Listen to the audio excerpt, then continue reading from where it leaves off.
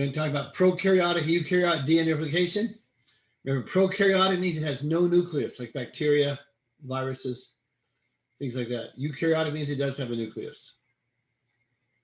Right.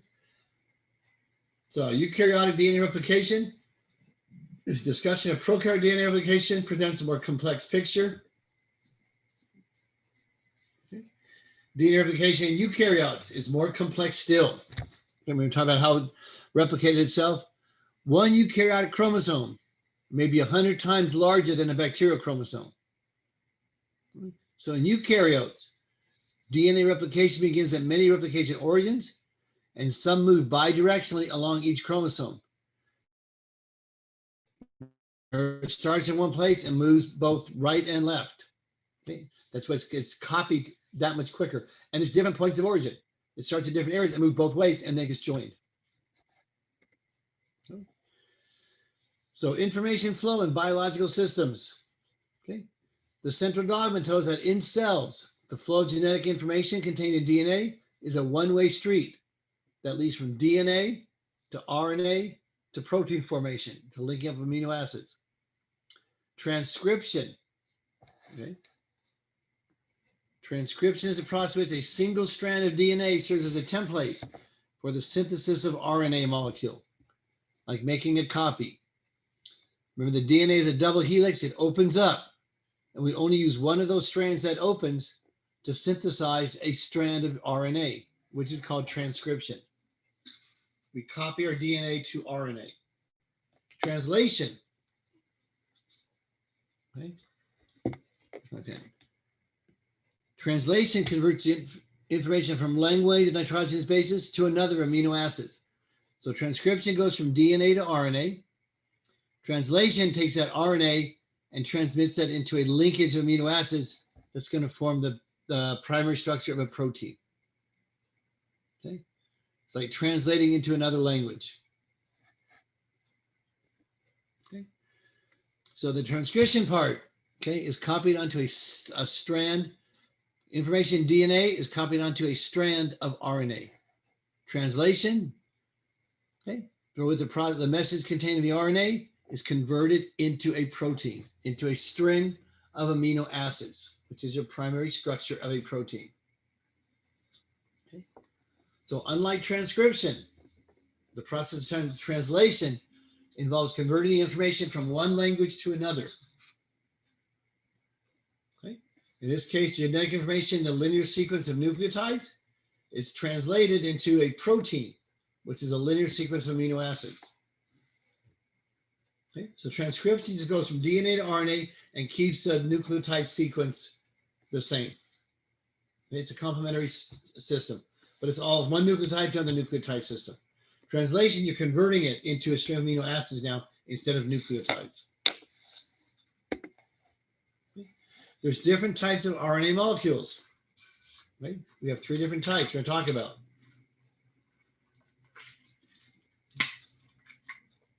We have messenger RNA, we have ribosomal RNA, and we have transfer RNA.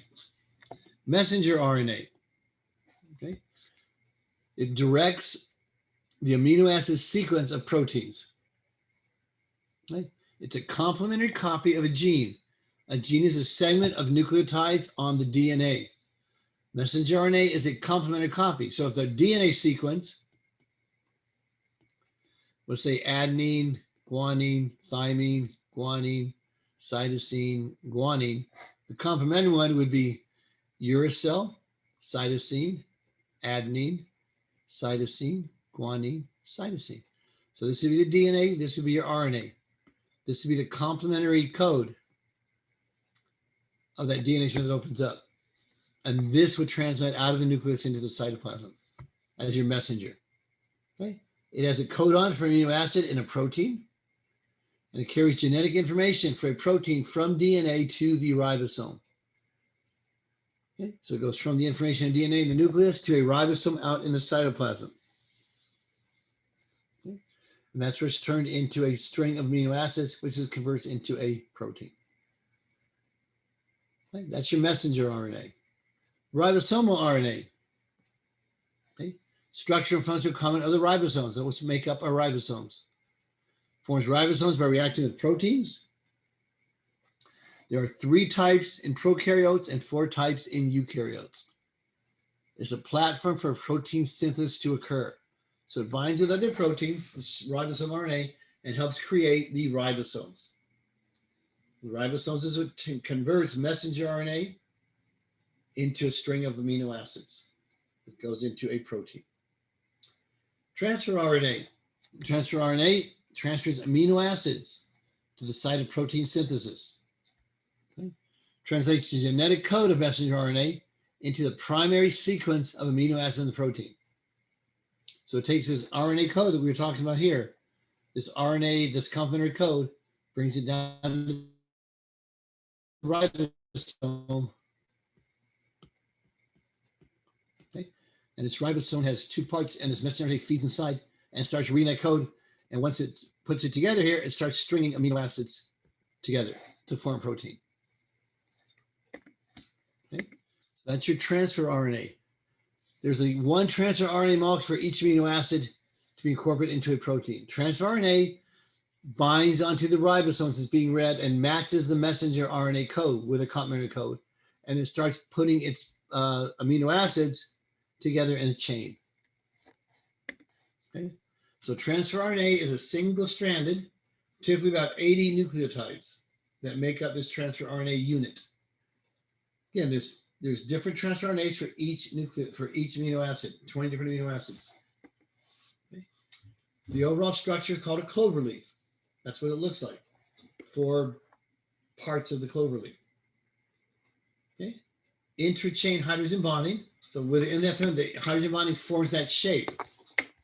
In the clover shape, it has your amino acid out in here, and it has this clover leaf shape. And it forms. And the hydrogen bonding inside between adenine and uracil and guanine and cytosine. Remember, DNA is adenine and thymine. RNA does not have thymine. RNA is uracil. It gets switched for it. Okay, so don't get that confused. But cytosine and guanine are still the same. There's regions that are called stems that have an alpha helix. Okay. It's a type of L-shaped tetrahedral structure. The 3' OH group. Remember, DNA and RNA running from 3' to 5', and they're anti-parallel when they pair up. So the 3' OH group, or the terminal nucleotide, can covalently bond the amino acid. So the 3' OH group bonds your amino acid to the end of it. So when the other end, say this is the other end here, this bonds to your codon, say adenine, uracil, guanine. This specific amino acid is specific for this codon, where it's read on the chain of messenger RNA. So 3 nucleotides at the base of the clover leaf serve as what's called the anticodon. Okay, forms a hydrogen bonding, okay, to bond a codon on messenger RNA. Okay, so this codon and messenger RNA comes down, transfer RNA reads it in the presence of a ribosome, forms the anticodon to it, and each of those anticodons has a particular amino acid attached to it. And that's how we code for amino acids in a protein. And then they link together. Okay. Here's your clover leaf structure. This is the 3' OH end, that right up here. Okay. That's the end where the amino acid comes onto. Okay. Your amino acid attaches to that end. Okay. This other end is the anticodon. You can see it written right in there.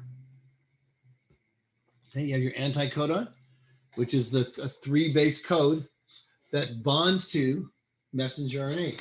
So this is a part that matches messenger RNA. Okay, and once it matches and binds, this is your amino acid right up in here that is attached. And you have hydrogen bonding that forms this cloverleaf shape together. Okay, so 3 nucleotides form the anticodon. That's what bonds to messenger RNA. And at the other end, the 3' OH group binds your amino acid.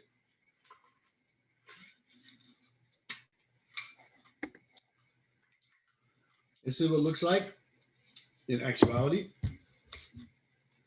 Transfer RNA transfers the amino acid to the site of protein synthesis. Okay. So this is what your transfer RNA looks like. Okay. Amino acid attaches right here to this end. Okay. The attachment to messenger RNA is right there. Those are your 3 anticodons that are read by messenger RNA. What it is transfers this amino acid to the next amino acid to start making a chain. Okay. So remember, there's transcription and translation. Transcription occurs in the nucleus.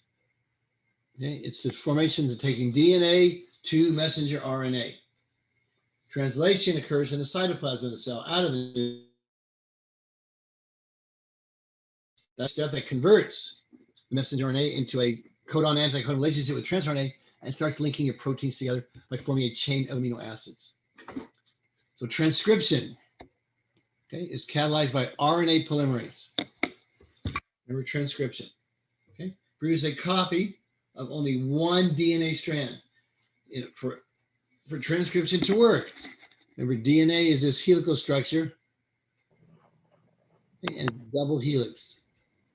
Okay, so for this transcription to work, this band has to open up right here and expose the bases. And it reads from one of the genes in here. Okay. So it produces a copy of only one DNA strand, not from both, only from one. Okay. Process of transcription has 3 stages. Okay. There's an initiation, binds RNA polymerase to the promoter region at the beginning of the gene. So remember, the gene is in the DNA. Where that begins, the RNA polymerase binds a promoter region that starts the beginning of the gene. Then you get chain elongation, forming a 3'5", remember, runs 3 5s from 3' to the 5' carbon, phosphodiester bonds, just like we did with the proteins, okay, generating a complementary code. So this generates a 3 to 5 order phosphodiester complementary code.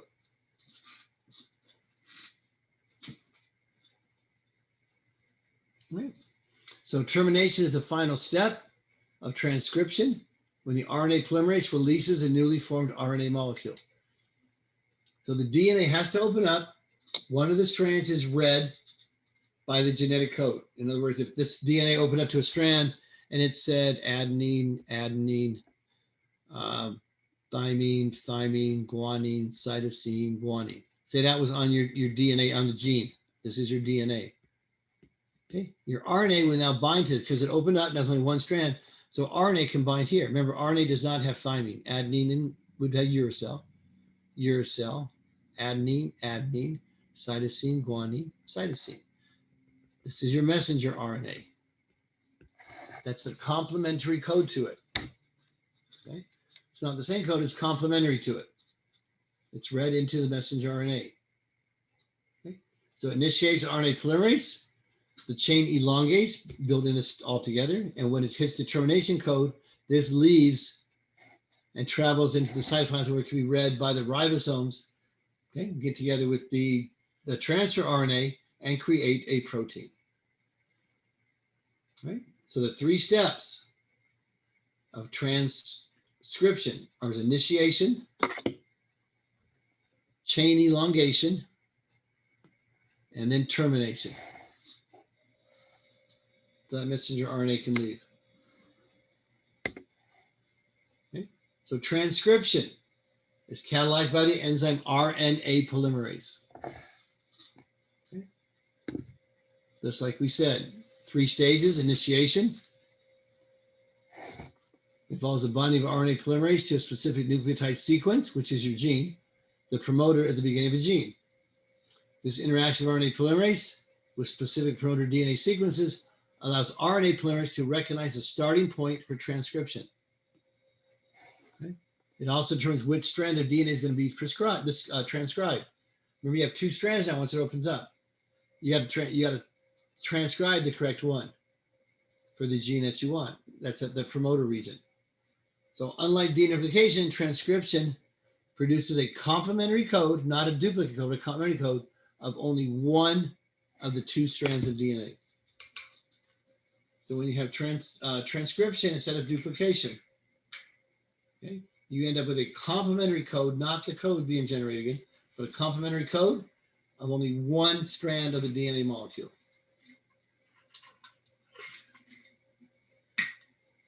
Okay.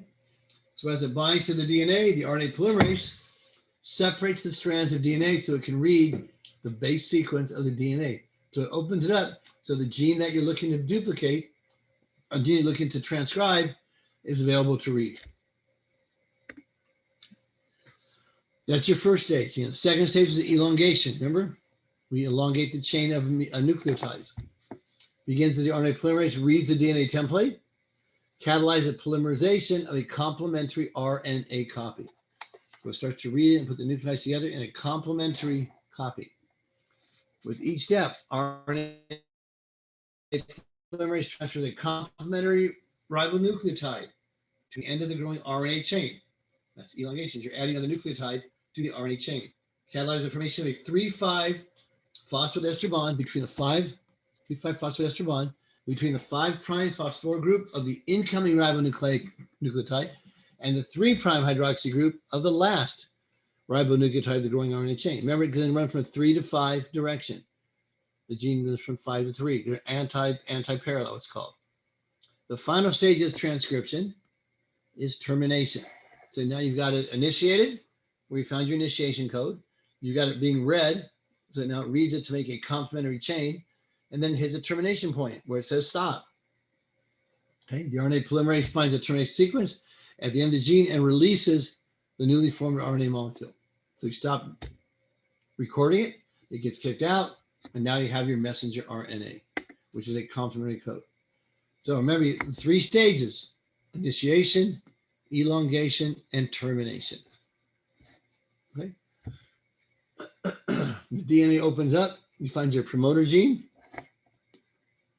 promoter portion. You have a promoter portion and a terminator portion.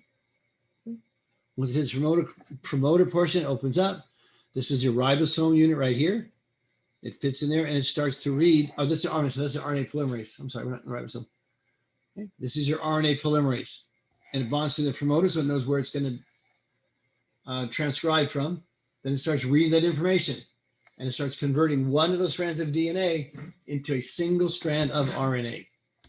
And it puts nucleotides in order, adding nucleotide to nucleotide to nucleotide, and that's elongation. So initiation finds your promoter, elongation finds your RNA polymerase, okay, and termination hits the termination codes on the DNA here and stops, and then releases the RNA. Okay, so you see the completed RNA transcript at the bottom, and the RNA polymerase is released again, so it can be used again. It acts like a catalyst. It can be used over again in the reaction. It's regenerated after the RNA complementary chain has been released. So initiation, elongation, and termination. Okay. What is the function of RNA polymerase in the process of transcription? Okay. We talked about that. RNA polymerase, it binds to the promoter and recognizes the starting point for transcription. So it lets you get to the starting point by binding to the promoter. Okay. That's RNA polymerase. Determine which strand of DNA is going to be prescribed. Remember, DNA is double-stranded. It opens up. The gene's only on one side of that opening. Okay. The other side is a complementary portion of it. So to determine which DNA strand will be transcribed is the RNA polymerase. It separates the 2 strands of DNA so it can read the base sequence of the DNA. It reads the DNA template strand that once it's opened up, it causes the polymerization of a complementary RNA copy. This is your messenger RNA. Causes the creation of messenger RNA, which is a complementary copy of the DNA gene. It recognizes the termination sequence once it hits it at the end of the gene and releases its newly formed messenger RNA so it can go travel and then create the protein. Okay. That is the function of RNA polymerase. What's the function of the promoter sequence in the process of transcription? It basically tells you where you're going to start your RNA fabrication.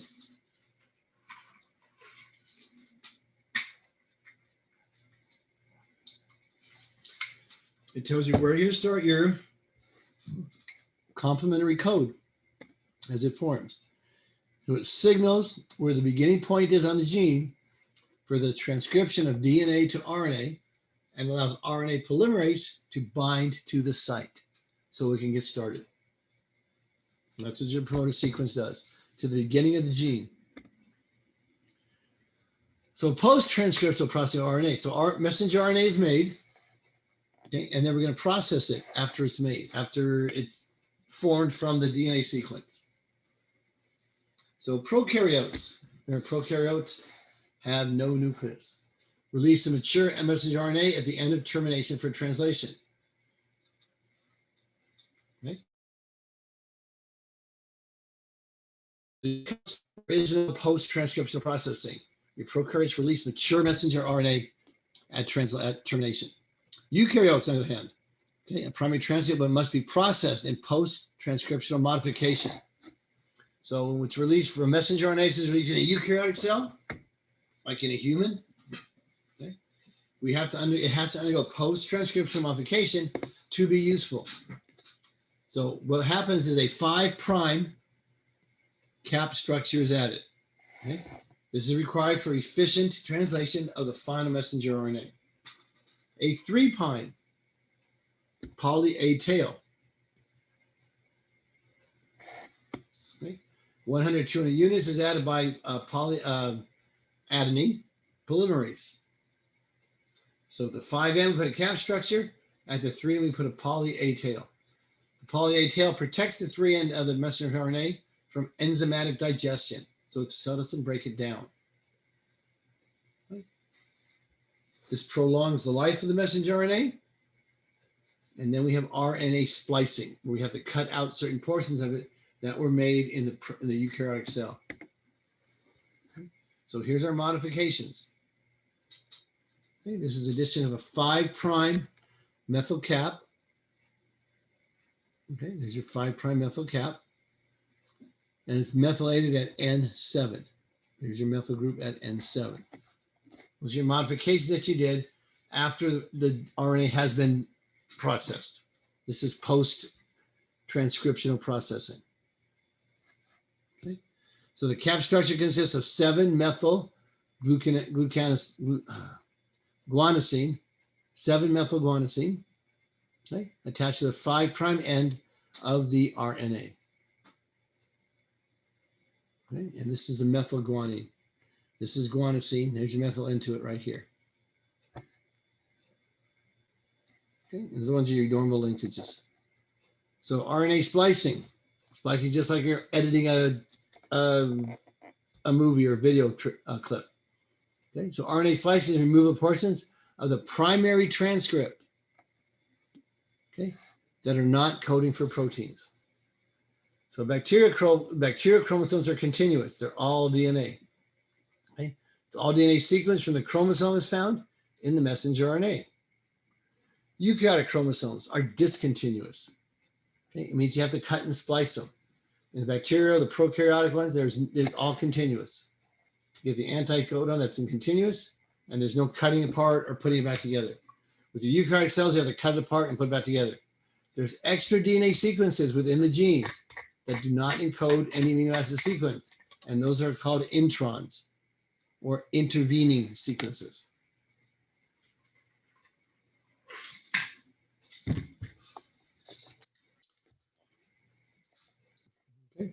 Presence of introns make direct translation to synthesized proteins impossible. So we took that messenger RNA and went to make a protein, it wouldn't work because we got introns in that are non-coding sections in the DNA. The introns are cut out and the exons are spliced together. The introns are the part that aren't coding, we cut those out. The exons are the ones that are left over that are coding, and then we just stick those together. Okay, that's splicing. Cut out what you don't want, put together the parts that are left over. So RNA splicing must be very specific, must be very precise. There's got to be one nucleotide sequence and just hit it right on. If you remove an incorrect number of nucleotides, you'll destroy the code for the protein. So signals mark the intron boundaries, that where they have to be cut and where they have to be pasted. Spliceosomes, okay, help in doing that. Spliceosomes recognize the intron exon boundaries, where the intron begins and where the intron stops and the exon begins. Okay, they stabilize the splicing complex. They're composed of small nucleoribonucleoproteins called SNRNPs or SNRPs, small nuclear ribonucleoproteins. Okay, so here's what we got. We have the exons and here's your intron. Here's your intron. Okay, the exons here are your coding information. That's what you want to keep. Your introns are your non-coding information. That's the ones you have to get rid of. So here's your primary transcription. This whole thing transcribes just like that. It's our direct complementary code. Okay? We have to splice out the introns. The introns form loops, so we can just splice them off. Okay? And then the mature RNA, okay, is the line with all the introns are cut away, and all that's left are the exons joined back together. Okay. So each small nucleotide, RNP, consists of a small RNA and the associated proteins. The RNA components of different small nucleotide RNPs are complementary to different sequences involved in splicing. Remember that the RNA has been complemented to the DNA code that we're going to use for splicing. So by hydrogen bonding to a splice boundary or intron sequence, the SNRNPs recognize and bring together the sequences involved in the splicing reaction. So once it splices out the exons, once it splices out the introns, it brings the exons back together and splices them together. So everything's in the same order it needs to be to form your protein. So in the genes that have been studied, introns have been found to range in size from 50 to 20,000 nucleotides in length. Okay? And there have been many throughout the gene. So you have 20,000 nucleotide sequences you got to cut out because they don't code for anything. So a typical human gene might be 10 to 30 times longer than the final messenger RNA because we're cutting sections out depending what protein we're trying to manufacture in the body. So it's cutting out the introns and bringing together the exons that are left over. Genetic code. The message on DNA has been translated to messenger RNA. That is the genetic code. The whole list of nucleotides, whole bunch of genes, and all that is genetic code. So we take that genetic code and make the proteins that the body requires at the time. So the message that's on DNA has been translated into messenger RNA by complementary single strand for transcription.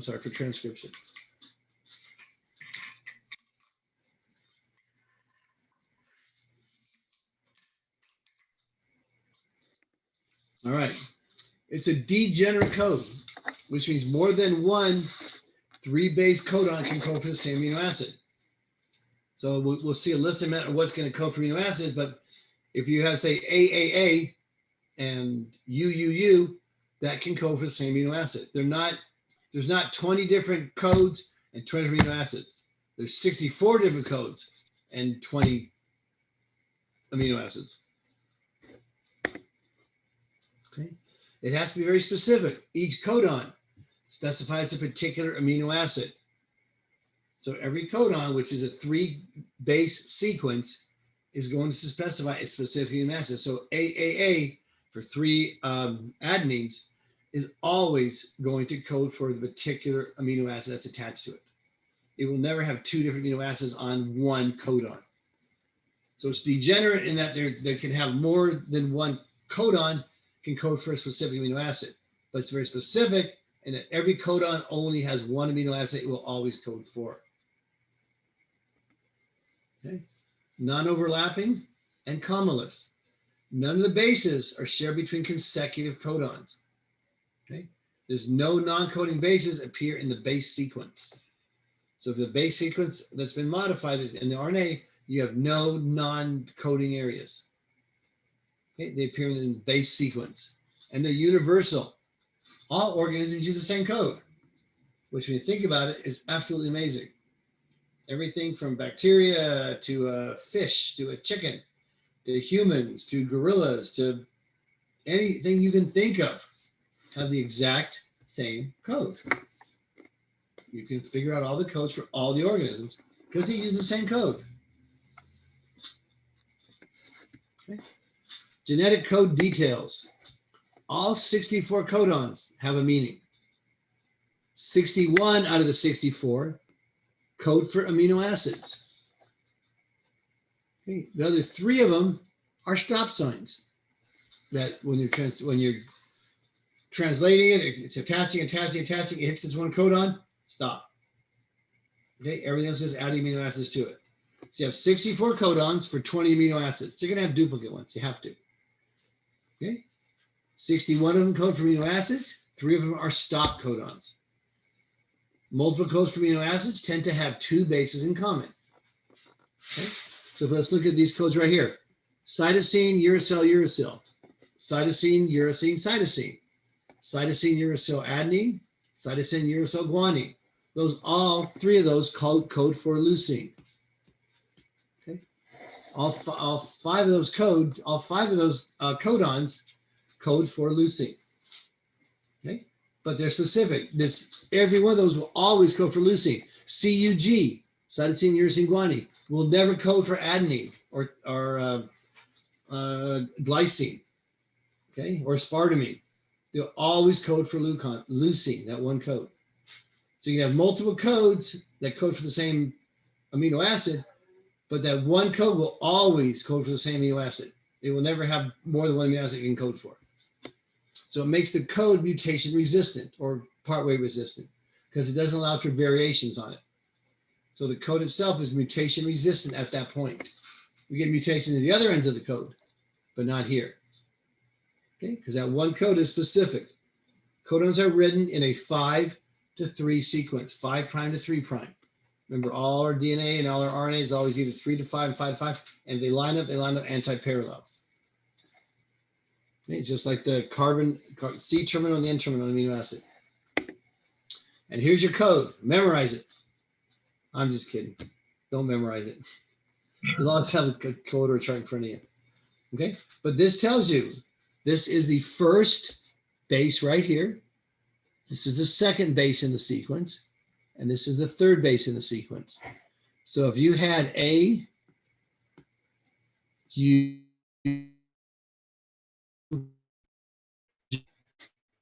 here's your first one. Go to A, go to U, and go to,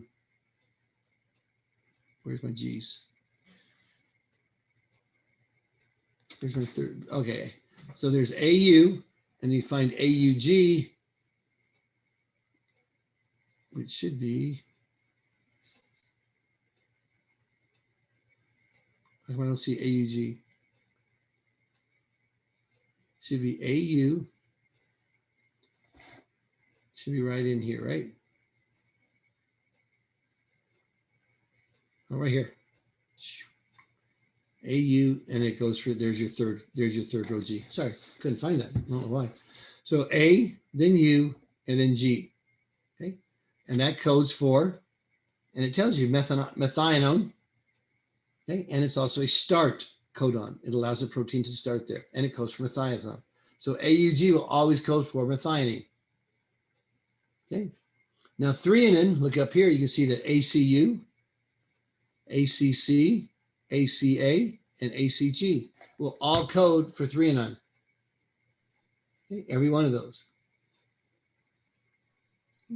So all you gotta do is look up your codon, a messenger RNA, and that's what you're gonna get coded for. That's what the amino acid. So let's take a look up on these here. Let's get rid of some of these codes, makes a mess. All right. So let's look at a sequence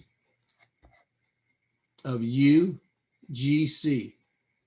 If you have UGC on the messenger RNA, so you got to keep track of where you're at. So UGC, that's your messenger RNA. Okay. Then you have the anticodon that reacts to that. The anticodon is going to be A, C, G. This is the anticodon, and this has your amino acid attached to it. And this is your transfer RNA.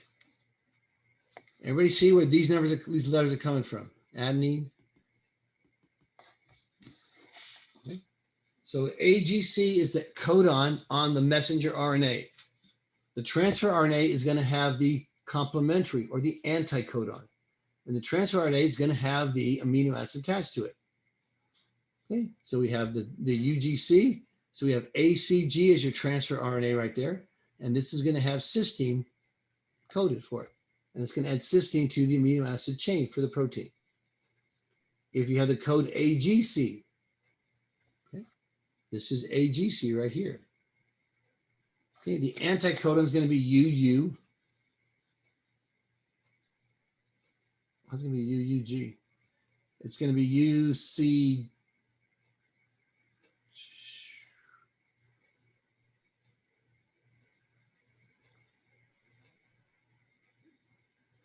Oh, it's transferring. It's going to the side.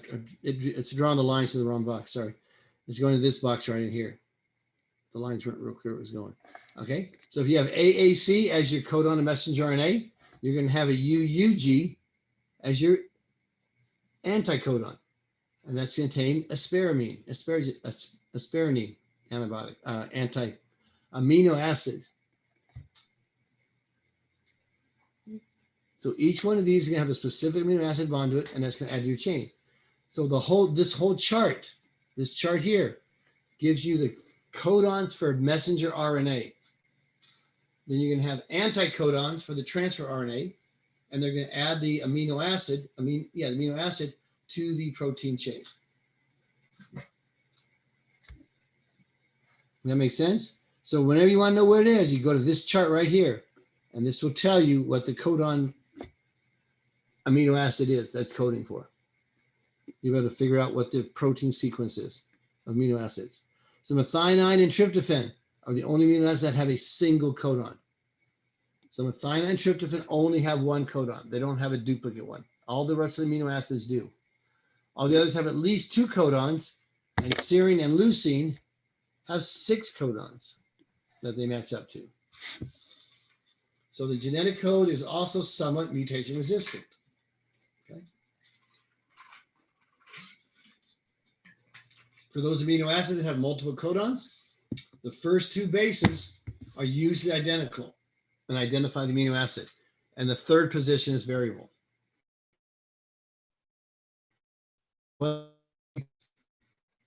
mutations, changes in the nucleotide sequence in the third position often have no effect on amino acid as incorporated into a protein, because it can be a different one and still have the same amino acid being added onto the protein. So it helps with making it mutation resistant. So what does CCU code for? CCU codes for, let's go back. Go to C. Let's get rid of some of these marks again. Oh, it won't do it now. Go to C. What did I say? CCU? Was that it? CCU. So find CC. Here's C and C. Find that out. So here's CCU right here. CCU is going to code for proline. And it's going to have the anticodon of G, G, A. For proline. CGA. What does CGA code for? There's C, here's G. CGA is right here. CGA, it's going to have the transfer RNA would have the anticodon of GCU, and it's going to code for asparagine. Okay, asparagine. UCA. Okay, what does UCA code for? UCA is right here, and it codes for serine. Okay, that's how total amino acids are. That's how you can tell from the DNA code, from the RNA code, all the way to the transfer RNA code. You can tell what amino acid is going to be coded for, so what the primary amino acid chain is going to be.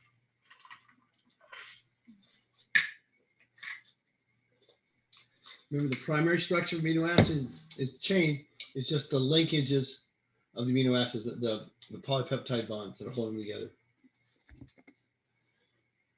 Why is the genetic code said to be degenerate? Because more than one anticodon can code for the same amino acid. Okay. In most cases, more than the 3 base codon can code for the same amino acid. So it's degenerate.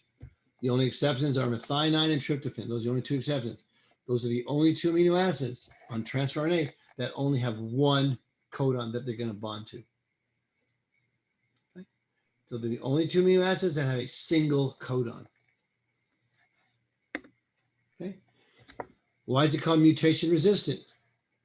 Because each of those codons are only going to have one amino acid that can attach to it. Okay. Those amino acids have multiple codons. The first 2 bases are identical, identify the amino acid, and only the 3rd position is variable. Okay. And mutations change the nucleotide sequence. In the 3rd position, therefore, they often have no effect on the amino acid that is incorporated into a protein if it's the 3rd one that's changed out. So that helps make it mutation resistant. All right, so now we've gotten all the way down to making the proteins. Now we've gone from the DNA transcription to messenger RNA. How we do it, messenger RNA is going to bind to the ribosome with transfer RNA binding to the messenger RNA. And the messenger RNA is going to put the amino acids, click them into sequence here. That is what's called protein synthesis. Protein synthesis is the linking together of amino acids into a chain. That's it. That's a protein. Okay. Protein synthesis is called translation. Transcription is DNA going to RNA. Translation is your messenger RNA going to your protein, your primary structure. Okay. Protein synthesis is carried out on ribosomes. Ribosomes are complexes of our ribosomal RNA and proteins. That's what makes up a ribosome. Protein synthesis occurs in multiple places on one messenger RNA at a time. So it can occur on different ribosomes, it can all over the cell. Messenger RNA plus the ribosome get together. Transfer RNA binds a specific amino acid aided by amino acyl transfer RNA synthetase. That's the enzyme. Amino acyl tRNA synthetase. Okay, that's what allows amino acids to link together. That one recognizes the appropriate codon on the messenger RNA. Okay. So here's our process. This is DNA. Remember, DNA is double-stranded. It's anti-parallel, which means one's 5 to 3, 5 prime to 3 prime. The other one's 5 prime to 3 prime. Okay. It makes messenger RNA. Okay, messenger RNA, the DNA opens up, a single strand gets coded. So the bottom strand here, you can see thymine codes to adenine, guanine pairs to cytosine, adenine pairs to uracil, cytosine pairs to guanine, guanine pairs to cytosine, and so on, all the way down. So we go all the way down that region and we get our messenger RNA. Okay. We know this is a eukaryotic cell because it has exons and introns. Okay. So here's an untranslated region. We're going to cut that out, and here's our start codon. Okay. So now we got the codons. This is our codon for our RNA, messenger RNA that's been activated now. Okay. We've modified it post-transcription. Okay. So these are all your codons. 3-unit sections of code. The anticodons, this is your transfer RNA now. This is transfer RNA, this is messenger RNA. Transfer RNA matches this code here. This code, these three-digit codons. Okay. And each of those has a different amino acid attached to it. So UAC, if you look on the chart, will always have attached to it methionine. UCG, okay, of the transfer RNA. So remember, you're looking at the transfer RNA. So the messenger RNA is going to be A, okay, G, C, which is right here. That's the part you're reading off the chart. And it says that the AGC codon is going to have, get this out of the way, serine. That's the amino acid attached to it. And its anticodon is going to be UCG. But that's how it works. So you have transcription, translation, and then we have polypeptide chain. Polypeptide is a protein. It's a string of amino acids. That's how translation works. And then transcription. Well, transcription first and translation.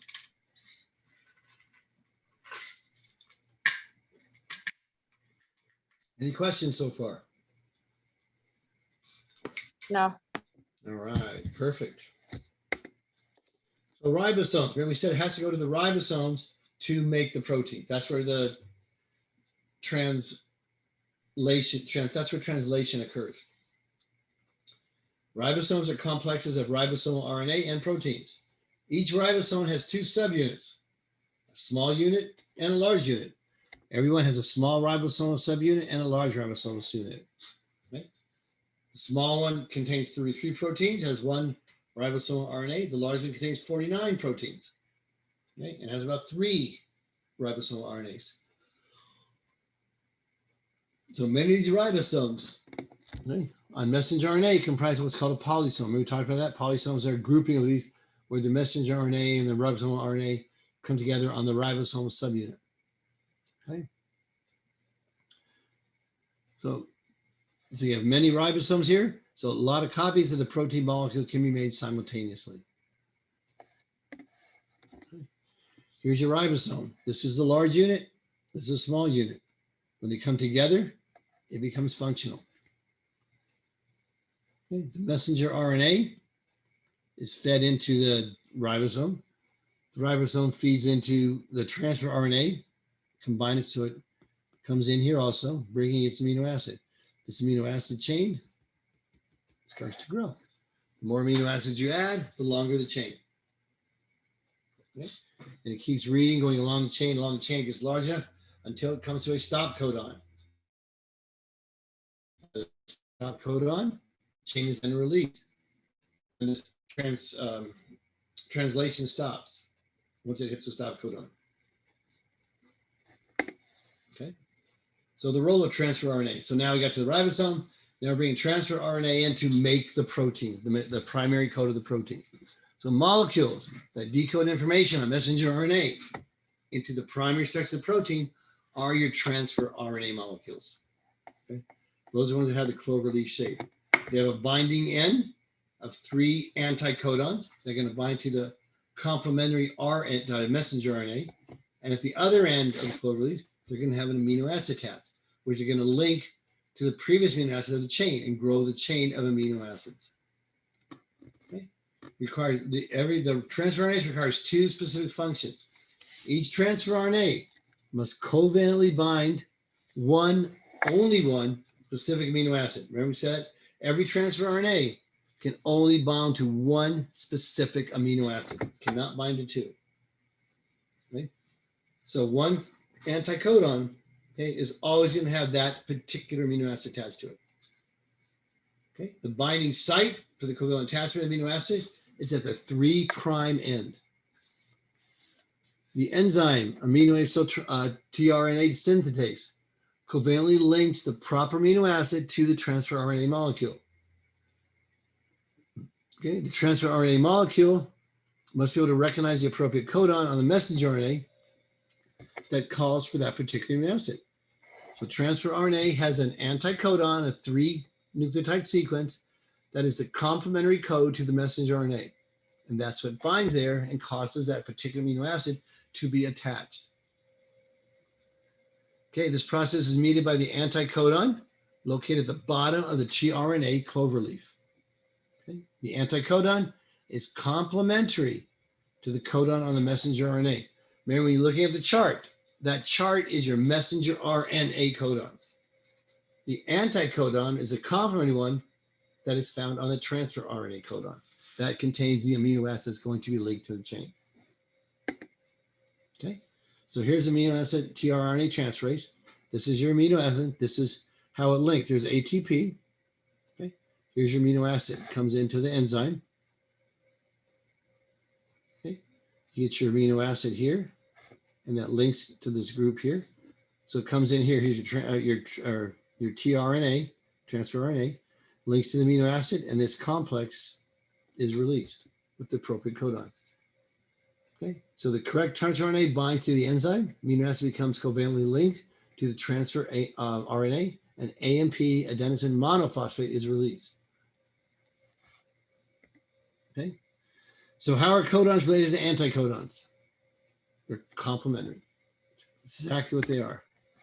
Okay, the anticodon is reciprocal or complementary of the codon, with A being replaced by U. So adenine is going to adenine to be replaced by uracil. Uracil is replaced by adenine. Cytosine will be replaced by guanine. Guanine is replaced by cytosine. Okay, you're going to have a complementary code for that. Remember, the purines and primates only bind to each one of their own. So if the sequence of a codon, a messenger RNA, is 5' AUG to 3', what will be the sequence of the anticodon be? So messenger RNA is AUG. What's the anticodon going to be?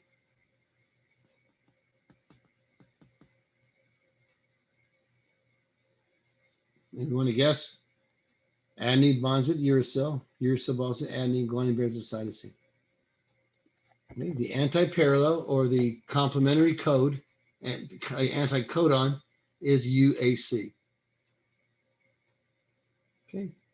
Hydrogens of bonding require that antiparallel strands.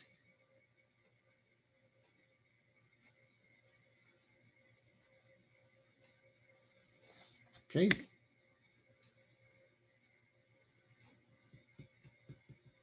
So the anticodon 3' to 5' is UA. What did I do here?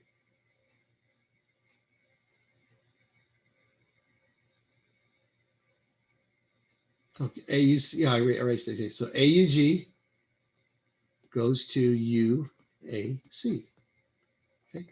Remember, this is 5 to 3, so this is 3 to 5. To this back, AU just reverses the sequence because it's going to run anti-parallel to it. So you write the anticodon, then reverse it for the 5 to 3' order. So translation. Okay, making our amino acid chain, our proteins. We have initiation again. Okay, initiation factors of messenger RNA, initiating transfer RNA, and small large ribosomes all come together. They form the polysome complex. Ribosomes has 2 sites to bind transfer RNA. There's a P site for the growing peptide chain, and there's an A site for the amino acyl transfer RNA amino acid enzyme. Second stage is chain elongation. Okay. Chain elongation is a 3-step process in itself. The amino acyl tRNA binds to the A site. The peptide bond form occurs catalyzed by the peptidyl transferase. So you're going to move you got to remember what you're looking at. You're looking at the transfer RNA. So here's your messenger RNA, and the transfer RNA binds to it. And each one that binds to it has an amino acid attached. And then as this attaches, it breaks the bond. That attaches here, that becomes that. This attaches here, this becomes that. So this chain is being built for each one as they attach to it. Okay, so you get a peptide bond formation, which is the bond between amino acids. Okay, so the amino acyl transferase binds to the A site, and you get the peptide bonds formed between the amino acid as the transfer RNA is bringing it in. Then it gets translocation, you get movement of the ribosome down the messenger RNA chain. So it starts reading down the chain. goes to the next codon element, get an next anticodon. The new polypeptide transfers from the A site to the P site. Then the chain elongates, requiring hydrolysis from GTP to guanine diphosphate. Okay. So it just moves down the chain and links each one and then releases it. So you get a growing polypeptide chain. Okay, so the code comes in. This is your messenger RNA. This is the codon. This is a transfer RNA anticodon. Okay. And once it binds to the subunit, this amino acid gets transferred to the amino acid chain that's being built here. Okay. So that's initiation, is the start of it when it bonds to it. Okay. Then elongation. So here's your A site. Remember, your A site on your ribosome is where the transfer RNA comes in. Then the transfer is kicked to the P site. So this chain is being built, is now transferred to bind to that amino acid. Okay. And then you get your new chain being formed. Okay. Then the next one comes in. Okay. The next transfer comes in, bonds the same place to the A binding site, and repeats the process of transferring its amino acid up here onto this chain. And it continues to grow as it transfers from A site to P site. It kicks the amino acid over. Okay. So termination of the translation process. So you got initiation, then you got building the chain, and then you have termination. When you find a stop codon, okay, there's 3 of them. Remember, there's 3 stop codons. The release factor binds the empty A site. So the bond between the last amino acid and the peptidyl transfer RNA is hydrolyzed, releases the protein. The protein release may not be its final form. We can still have post-modification of it, just so we had post-modification of the messenger RNA. Okay. So post-translational modification may occur before a protein is fully functional. You can have cleavage where it breaks apart. It can associate with other proteins or can bond to a carbohydrate or lipid group to become functional. Okay. There's a lot of reasons we don't want certain enzymes functional when they're made, like pepsinogen. Pepsinogen causes acid to develop. Okay, we want that to get to where it's located before we want the acid released. So pepsinogen gets converted to pepsin in the stomach where you want the acid to be released.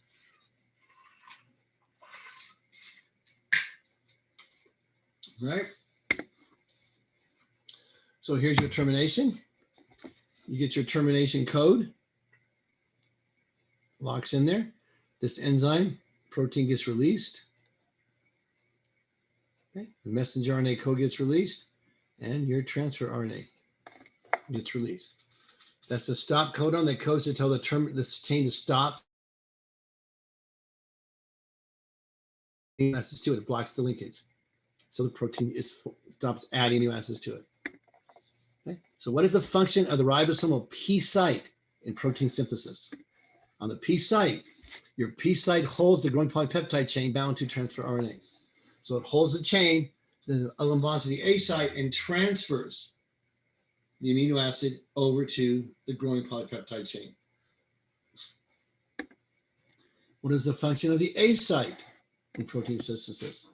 It holds the amino site tRNA, carrying the next amino acid to be added to the chain. So the P site holds your chain as it's being developed. The A site, your transfer RNA comes in, binds to it, and it transfers its once it binds to it, it transfers its amino acid to the developing P chain.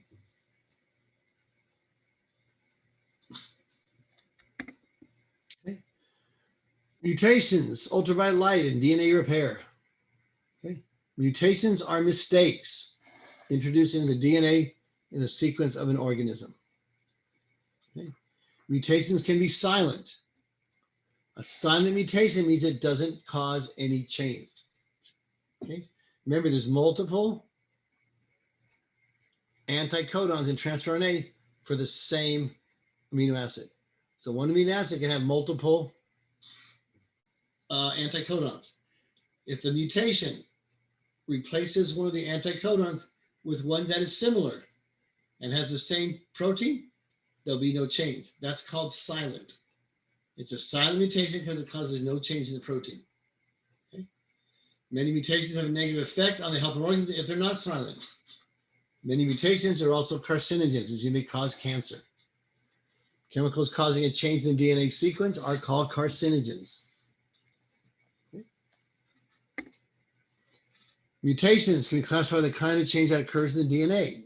You can have point, you can have deletion, or you can have insertion. A point mutation is a substitution of a single nucleotide for another. So look at the top sequence there. ATG, GAC, TTC. Okay. A point mutation, one of these nucleotides is switched. So ATCC, ACTTC. So one of those point nucleotides got switched in your DNA. That's called a point mutation. A deletion mutation means one or more nucleotides are lost. Okay. So the top code is the normal DNA sequence is ATG, GAC, TTC. Okay. The new mutation is ATG, TTC. You've lost this code. You lost these three nucleotides. Okay. That is a deletion mutation. Insertion mutation. One or more nucleotides are added to the DNA code. So here's your DNA code, ATG, GGAC, TTC. And then we're going to add this in between the G and the two G's, the two guanine. You've got it right between those two. So you have point mutations, you have deletion mutations, and you have insertion mutations. Okay. Many mutations are not silent, which means there's going to be a change in the amino acid of the protein. There's approximately 4,000 human genetic disorders that result from such mutations. Okay. 4,000 different diseases that we know about. These occur because mutation DNA changes the codon and results in incorporation of the wrong amino acid into the protein. Okay, you get the wrong amino acid. That means the primary structure is wrong, the secondary structure is going to be wrong, tertiary structure is not going to fold correctly. This causes the protein to be non-functional or to function improperly. Okay. Consider the human genetic disease, sickle cell anemia. Okay. In the normal beta chain of hemoglobin, okay, the sixth amino acid is glutamic acid. In the beta chain of sickle cell anemia, the sixth amino acid is valine. Okay, so sickle cell anemia is only one amino acid change. This mutation is a single codon, leads to the change in amino acid sequence at position number 6 in the beta chain of the human hemoglobin from glutamic acid to valine. So change from glutamic acid to valine. As a result, the seemingly minor change is sickle cell anemia. In individuals who carry 2 copies of the mutant gene, you have the disease. Okay? So the sequence of a gene in messenger RNA is normally AUGCCG, right there. A point mutation in the result results in the messenger RNA sequence of AUGCGC, AUU. What are the amino acid sequences of the normal protein and the mutant protein? Okay, so you take each one of these, group it by 3. Look it up in the chart and write down your amino acids. Take one of each of these, group it by 3. Write down your amino acids. Okay? And remember that chart, what it looks like. It's the 64 different codons that occur in messenger RNA. So there's your messenger RNA sequence. And CCG. Okay, the only one that's off is that one right there. That's the only one that's different. It's one single nucleotide difference. And do you expect me to sign texting? So here's this is the RNA. And this AUG, see, this codes from methionine, proline, aspartic acid, and phenylalanine. Again, look it up in that table. You can tell what each one codes for. The point mutation occurred. We replaced this C, okay, with guanine, with that G. That's been replaced. So methionine, arginine, aspartic acid, and phenylalanine. Now, since we replaced this, we've taken proline and replace it with arginine. This is not a silent mutation. It is not the same amino acid being replaced. So you would not expect it to be silent mutation since the second amino acid has been changed due to mutation. Okay? This is a functional mutation. It's going to cause a problem because now you got a different amino acid in space, so you're not going to get the same hydrogen bonding, the same folding of the chain, and the amino acid, the proteins can become non-functional. Right? That's just one amino acid off. So take the next sequence. Here's our sequence, and this is the new sequence. AUG, CC. Okay, this one's changed now. GAC, UU. Okay, so you write the sequence. You go AUG, CCC, GAC, and UUU. So we look those up. Go to this one here. Do the same thing. There's 3 codons. Okay. Look them on the chart and find out what each one is. So this sequence here codes for methionine, proline, aspartic acid, and phenylalanine. The point mutation, this one was switched out now, that G. So we still have methionine, proline, aspartic acid, and phenylalanine. So even though the mutation was the second one, it didn't change the amino acid. If it does not change the amino acid in the sequence, this is a silent mutation. The mutation has been changed, but it's not going to make an effect or have an effect on it because it's the same amino acid that's being put in the chain. Okay, so this is a silent mutation. Okay, so any chemical that causes a change in the DNA sequence is called a mutagen, causes mutation. Okay, a lot of mutagens are also carcinogenic, a lot cause cancer. Most cancer result from mutations in a single normal cell. These mutations result in the loss of normal growth control, causing abnormal cells to proliferate. And that's what cancer does, abnormal cell growth. If the growth is not controlled or destroyed, it will result in the death of the individual. And that's how cancer kills your body. We are exposed to many carcinogens. Several of the chemicals in cigarette smoke are very potent mutagens. As a result, people who smoke have a much greater chance of lung cancer than those who don't. UV damage. Let's do this one a little bit, then we'll take a little break. UV damage and DNA repair. UV light causes covalent leakage of adjacent pyrimidine bases. Okay. So formation of a pyrimidine dimer on a DNA strand. Pyrimidine dimers formation can be used to kill bacteria with UV exposure. Okay, so we use UV light, operating rooms, things like that, to kill bacteria because it causes these pyrimidine dimers. Okay, and causes it not to be able to complete the amino acid sequence. Okay, so failure to repair this defect can lead to ectodermal pigmentosa, okay, XP disease, what it's called. And that's a disease, if you ever read Dean Koontz, he has a whole series on XP, which is really, really interesting, really good books. It's about a kid that has this ectodermal pigmentosa because he can't, sensitive to light and things like that. So it's very well done. People who suffer from this genetic skin condition are very sensitive to UV light and develop multiple skin cancers. So the UV light comes in here. This is your normal sequence. You can see the anticodons lining up. Everything matches. Okay. Then we get these photodimerization exposed to UV light, and the 2 thymines bind together. The 2 adenines bind together. Okay. These are pyrimidines. When you got purines and pyrimidines, these are pyrimidines. Okay. So you have the thymine and adenine and thymines. You get these bonding together, okay, of the adenine and the thymine. So what's going to happen? It's not going to be able to translate. You can't translate that when those are bound together like that. Okay. So the portion of the DNA that contains the pyrimidine dimer cannot be replicated or transcribed. So in medicine, the pyrimidine dimerization reaction is used to kill, is used for our advantage in hospitals, where germicidal UV light is used to kill bacteria in the air and the environment. Like in our operating rooms, we shine UV light in there and it causes those dimers to occur, and it causes them to not be able to use that protein and they'll die off.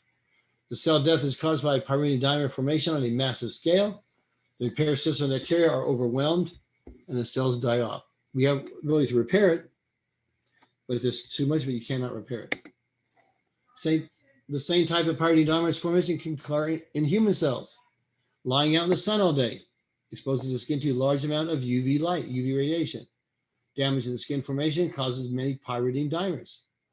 Exposure to high levels of UV light from sunlight, tanning booths, has been linked to rising incidence of skin cancer in the human population.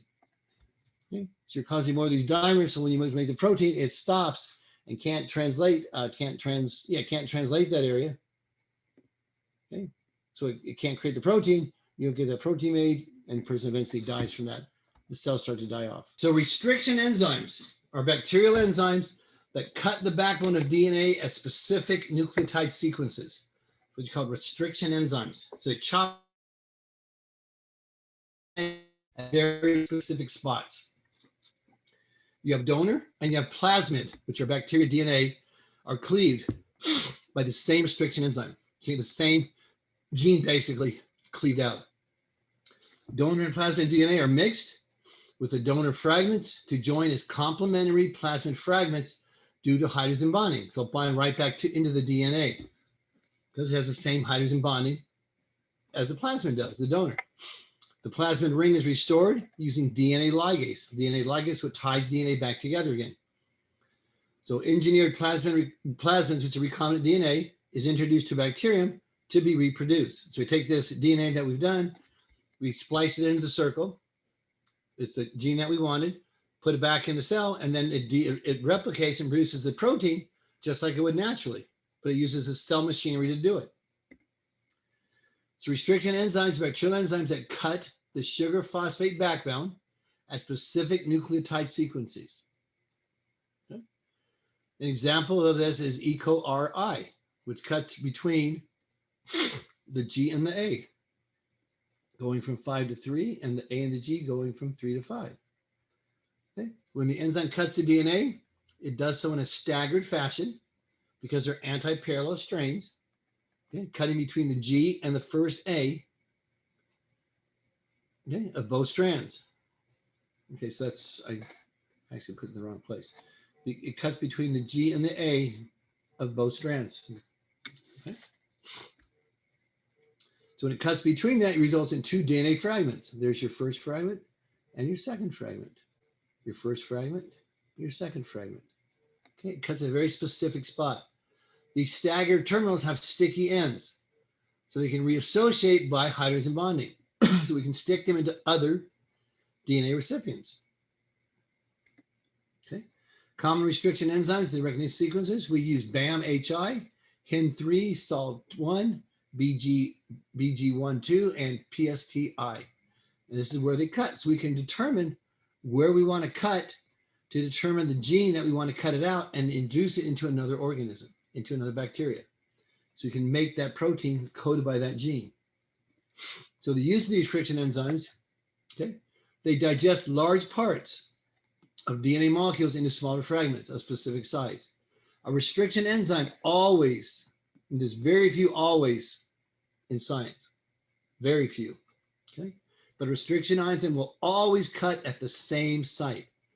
So we know where it's going to cut, we know where we want to cut, and we can cut exactly where we want to get it cut, to put that gene in a specific spot.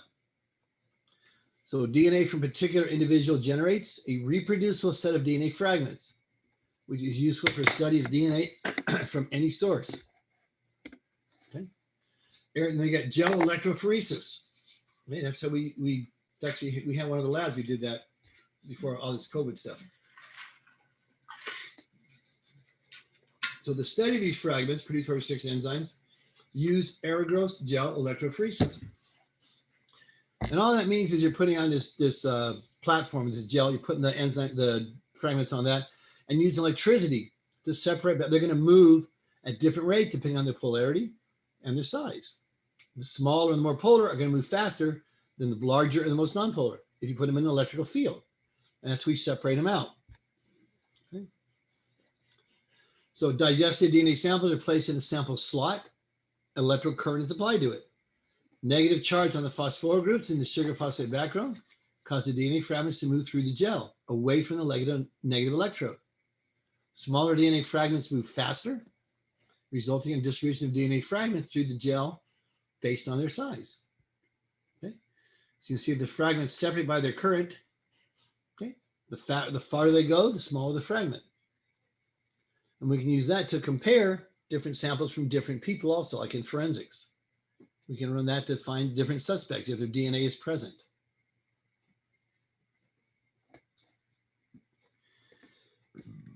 Okay, hybridization. Okay, so gel electrophoresis permits size determination of DNA fragments. The identity of the gene is also very important. So with hybridization, we can identify the presence of a gene on a particular DNA fragment. We can know where that DNA fragment came from. Based on the ability of complementary DNA sequences to hybridize or hydrogen bond with each other.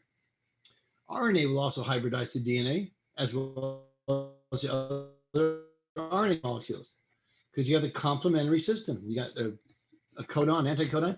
You got a set of codons. You got the anticodon. It's going to go with it. You got the DNA sequence. You've got the complementary sequence. It all matches because of the nucleotides are going to match up together. If it's DNA, it's adenine pairs with thymine, guanine pairs with cytosine. If it's RNA, it's cytosine pairs with guanine and adenine pairs with uracil. Okay. So this is called southern blot hybridization. Okay, you take your sample, you break it up into pieces, you put it in gel electrophoresis, put it in your wells, and you apply your current. Now the hybridization fragments are already separated on their gel. Okay, so you already separate them on gel by size. So the DNA fragments are transferred to a special membrane, which holds them tight together in here. Okay. The filter is exposed to a solution containing radioactive labeled DNA or RNA probe.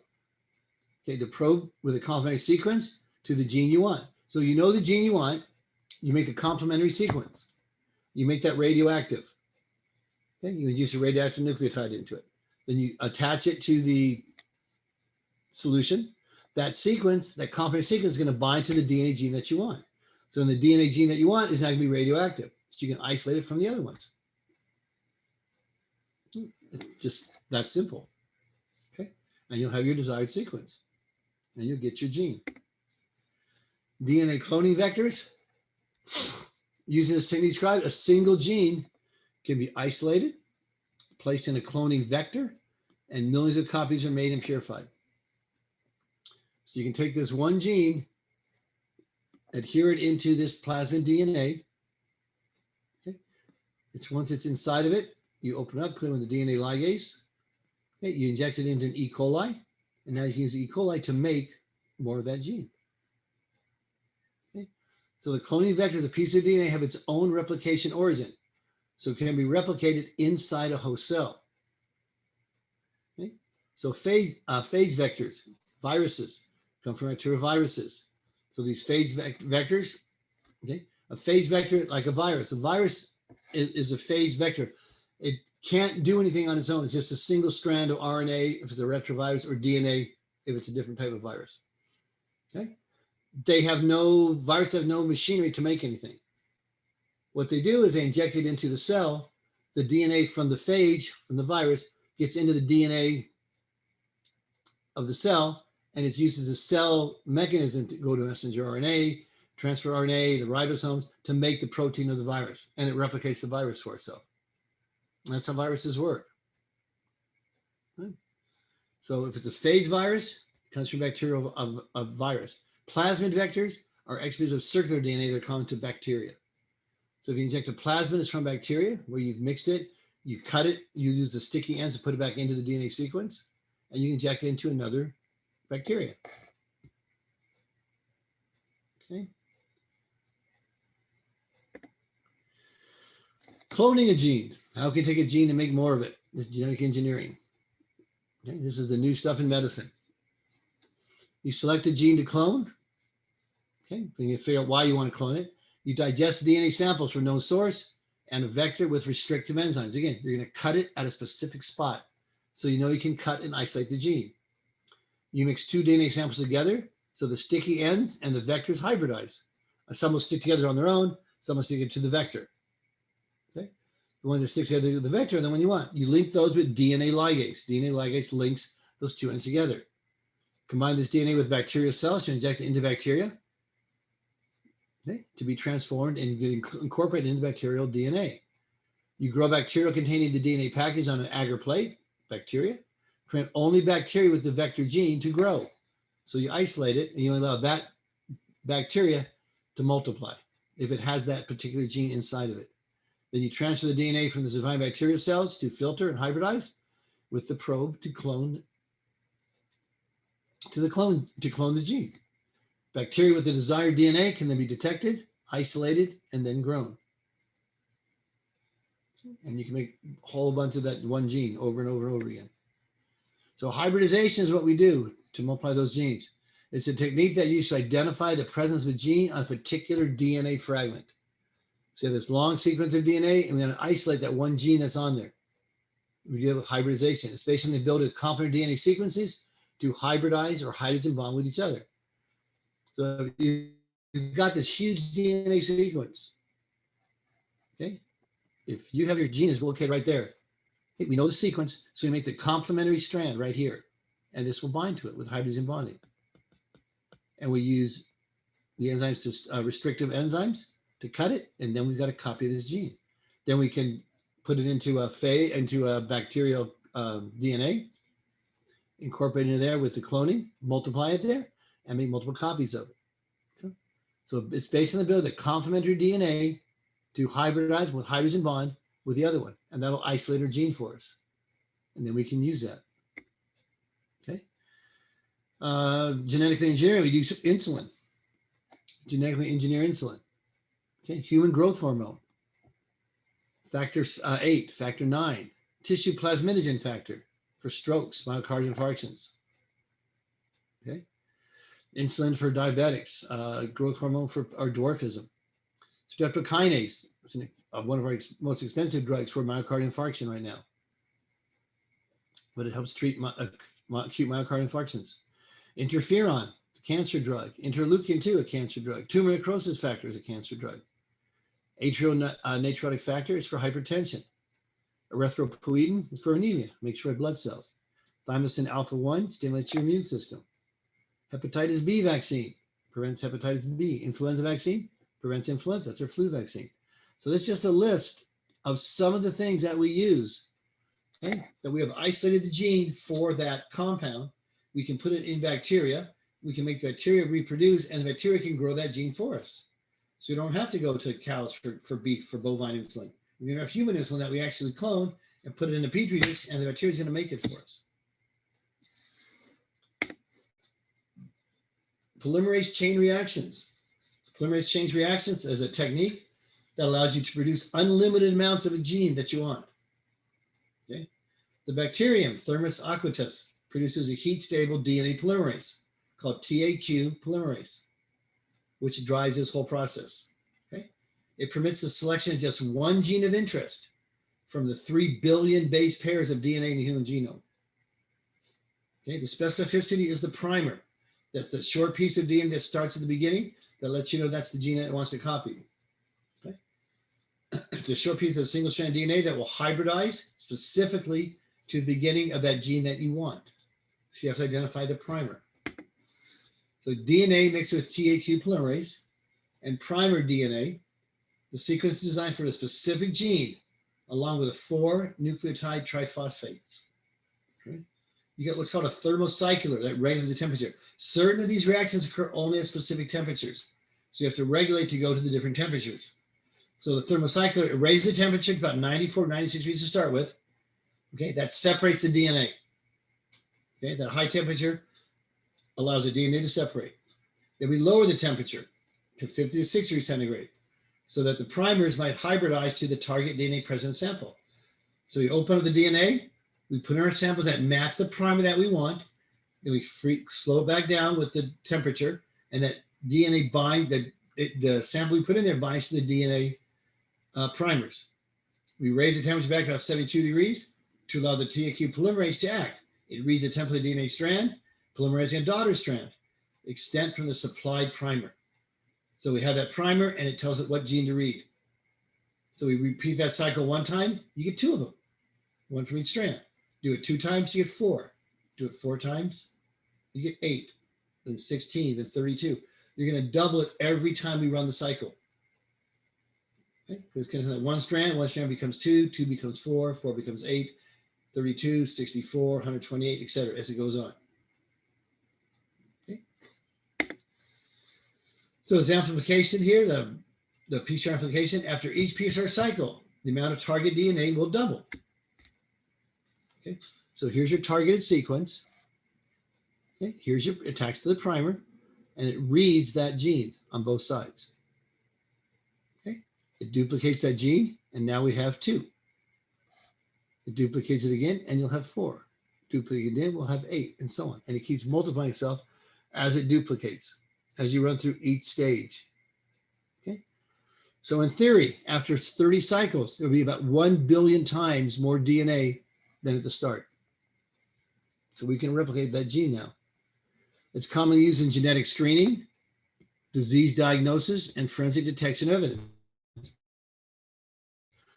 You got to remember, okay, let's start with forensic detection of evidence. You may have one hair cell at a crime scene. From that, you got to take that gene and make it prevalent so you can identify that genetic code. Okay, so we've got to be able to multiply it and increase that gene that we want.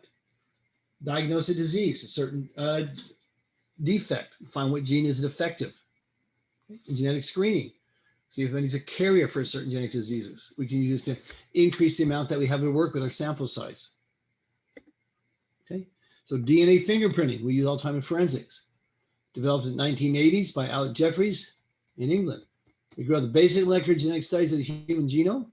Science has observed that some DNA sequences vary greatly from one person to the next. Your DNA sequence is like your fingerprint. Okay? Such hypervariable regions are made up of variable numbers of repeating or short DNA sequences. Okay? They're located on many sites on different chromosomes, these different areas. So each person has a different number of repeats when his or her DNA is digested with restrictive enzyme. And then a unique DNA fragment is generated. So you got your DNA code. It's different for each individual to some extent. So when you digest it at a specific spot, you're going to get a different set of these fragments for each person. Okay? So we take a set of DNA probes that detect the variable numbers of tandem repeats, which is used in the hybridization of the southern blots that we talked about. All right? So you can repeat this sequence and analyze how many you have in these different repeating sequences. So several variations of DNA exist. The basic technique is as follows. The DNA is digested with restrictive enzymes. We break it apart. We produce these short set of DNA fragments. The short set of DNA fragments are going to be different for each individual. And it's not the different gene. It's most of our DNA is non-coding sequences. That's the part that's different. Okay. I mean, the gene that codes for insulin is the gene that codes for insulin. That's the same in everybody. But it's the non-repeating sequences that do not code for any gene that we know of. Those little sequences are what separate individuals. That's what we use for fingerprinting. So these are separate electrophoresis. So you put it on a gel plate, run electricity through it, run power through it, through the gel. The DNA fragments then transferred to the membrane filters and hybridized with a radioactive probe of DNA. So then we stick at different filters and we can match, someone that has same father, same mother. We can match the different filter by a complementary code. The bands that hybridize the radioactive probe are visualized by exposure of the X-ray film and develop a picture of the gel. The results of what we call DNA fingerprint, a set of 25 to 60 DNA bands, are unique to an individual. So with this DNA at the crime scene, okay, you have 3 suspects. You run their DNA, and the fragments are going to migrate at the same point. So suspect 2 has all the points that match the crime scene. Suspect 1 and 3 do not. Okay, so when you break apart the fragments, you run through the electrophoresis, you tag them radioactively, and then you separate them. Okay? And if they're the same fragments, it'll be the same person. This is kind of unclear, but you can see the same thing. You look at the crime scene, and this is the X-ray of it here. This is suspect number 2 again. You can see all the boxes line up with the different radiographic intensities for each of the different fragments. There's 60-something fragments that do that. Those are your non-coding fragments that we're using. And we're using the different techniques we talked about to multiply to make a larger amount of them. and then use them through electrophoresis and then run a complementary radioactive strand that binds to it. And then we're using X-rays to determine the radioactivity of each band. And you can see suspect 2 matches the crime scene. Okay. So the 2 previous slides are examples of DNA fingerprints used in a criminal case. The DNA sample for suspect 2 matches the DNA from the crime scene in both cases. That's evidence that suspect 2 was at the crime scene. It doesn't mean he did the crime. It just means that the person, he or she, was there. That's all the DNA sample can tell you. So DNA fingerprint is now routinely used for paternity tests. Okay, so who the father is. Testing for certain genetic disorders, because we can multiply that effect and then modify and see exactly what gene is missing or gene is defective. Identification of the dead in cases where no other identification is available.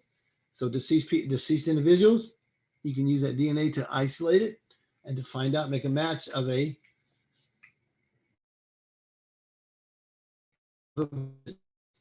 fingerprint used as evidence in criminal cases involving rape or murder.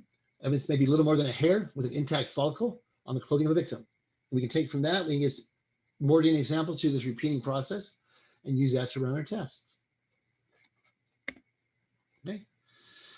Less widely known is the DNA fingerprints to study genetic diversity in natural populations of plants and animals.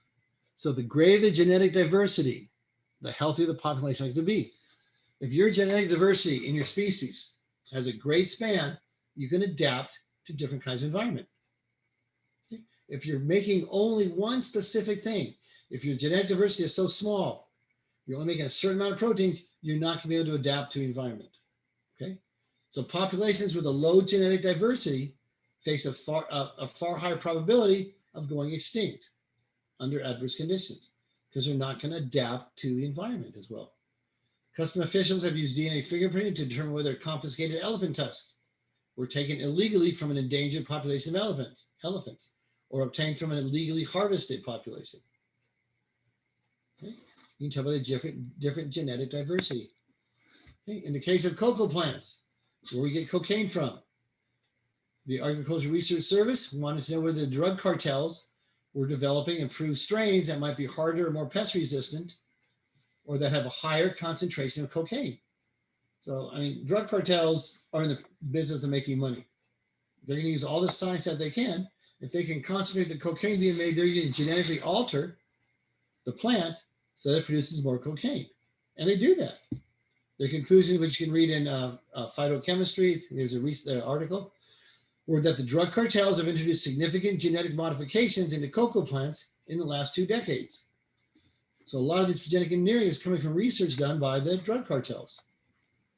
In addition, some of these new variants, those producing the highest levels of cocaine, have been transplanted to other regions of the country.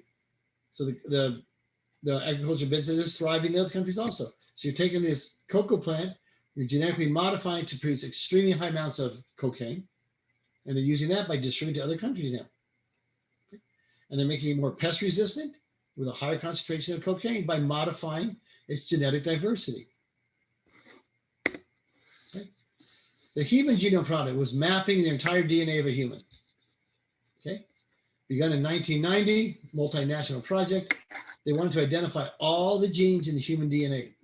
So they had to sequence the entire 3 billion nucleotide pairs of our genome. That's a lot of nucleotide pairs. Okay. The original goal was completed by 2005. With the advances result, a working draft in 2001. They completed actually in April of 2003. We actually have a complete genome of the human body. And you can look it up online on the internet and you can see the genome of the human body just under the Human Genome Project. Okay. So in order to determine the DNA sequencing of the human genome, genomic libraries were required. Genomic library is a set of clones representing the entire genome. So we had to go through and figure out every gene and then clone it with the complementary sequence and then redo the gene and put that in our genetic library. So the DNA sequence of each gene could then be determined. This would not permit arrangement of the sequences clones along the chromosomes though.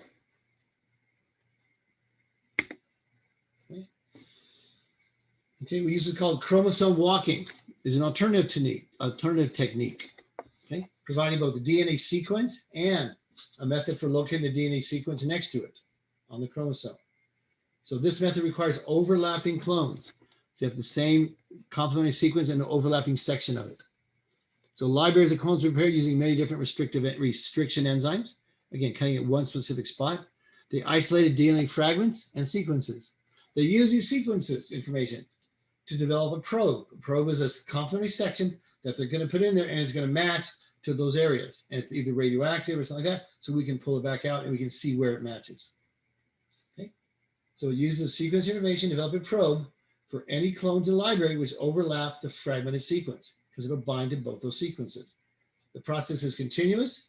Scientists may work in both directions at once until the entire sequence is cloned, mapping and identified. So you can start it, and with DNA light, you can tie it together. They can go both directions. Okay. So the clone piece of DNA is separated into its two strands. Okay. The primer strand is required to hybridize to the template strand.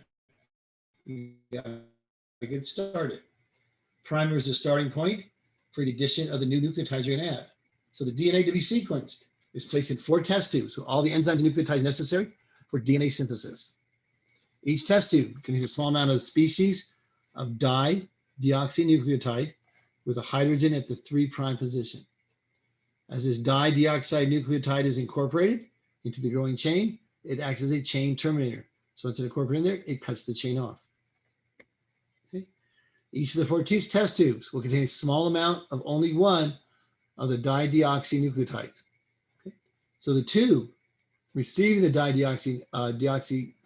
deoxyadenosine triphosphate, ATP, will produce DNA fragments.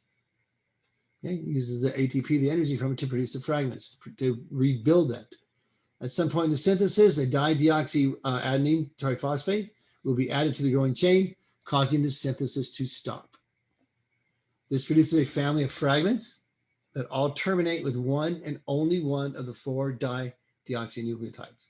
So each one that's put in there will terminate at that point. So each one's going to end with a dideoxynucleotide. So the reaction from each of the 4 tubes are separated on a sequencing gel. The DNA sequence can be determined directly from the gel as it migrates through the gel. Okay. So here's your sequencing. Here's some of the 4 different test tubes you can see.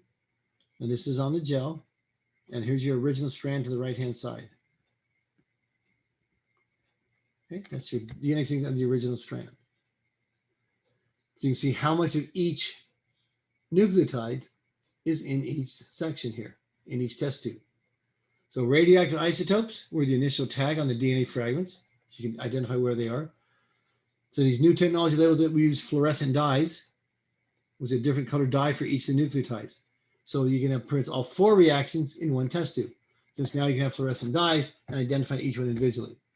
So all reaction products can be separated into one lane on a sequencing gel, and you get them to separate out. Okay. There's currently a vast amount of DNA information available on the internet. Okay. The complete genomes of many bacteria have been reported, as well as the sequence information generated by the Human Genome Project. So we can predict the amino acid sequence of proteins encoded by the genes. We can also compare the sequence of normal genes with those of people suffering from genetic disorders. Okay. So the field of bioinformatics is a marriage of computer information, okay, and DNA technology. Okay, that's helping to devise a method for understanding, analyzing, and applying the DNA sequence information that we gather.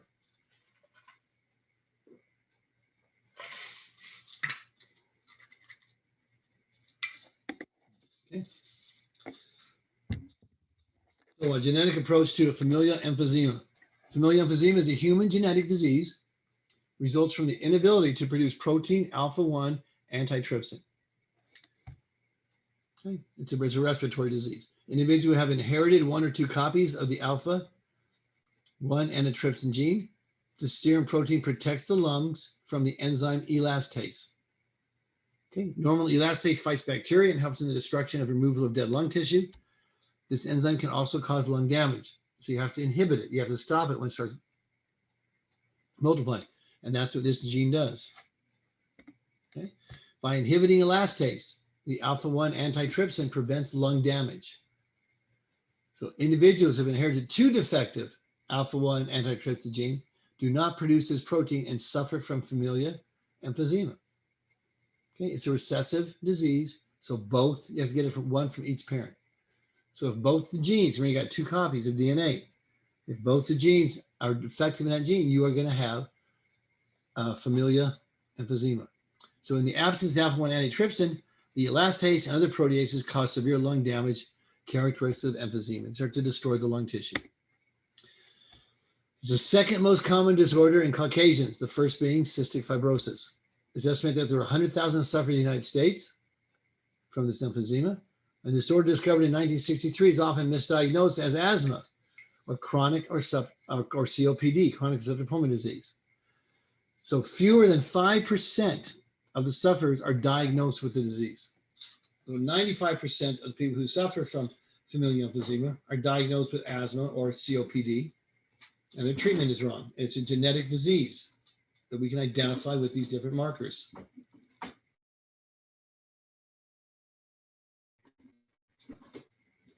Okay. So the alpha-1 antitrypsin gene has been cloned.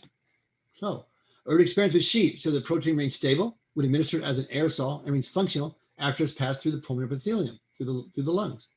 This research offers hope of effective treatment for this disease through an inhalant. Okay. The current treatment involves weekly intravenous injections of alpha-1 antitrypsin. Okay.